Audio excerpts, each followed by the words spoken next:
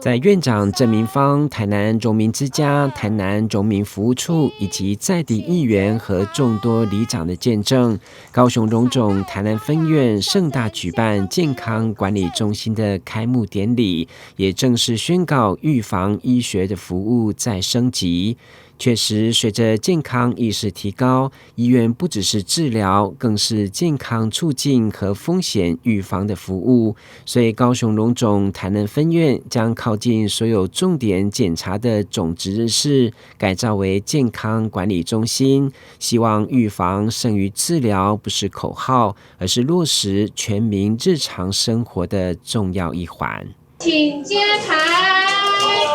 讓我們以最熱烈的掌聲共同祝賀。從沒有息肉檢查到有息肉，從3年做一次到現在1-2年做一次，來預防我自己得到大腸癌。特別是我爸爸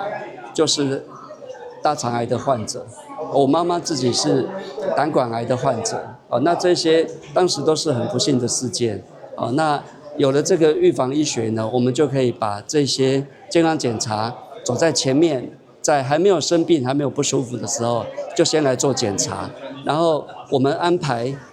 一條龍的服務。會中院長也親自為大家來開箱導覽，中心強調隱私性和舒適感，營造安心的檢查環境，並採取專人預約諮詢，規劃專屬的健檢內容，讓不同族群都可以得到最適切的健康評估。因為我在這邊當里長當了那麼久，又是在地的市議員，我會想要去第一個預約，來先來做去嘗試一下，然後會把它的好介紹給大家。中心也強調檢後追蹤的機制，協助民眾在疾病發生前掌握潛在風險，可提早發現、早期介入健康管理的目標。記者郭文吉台南報道。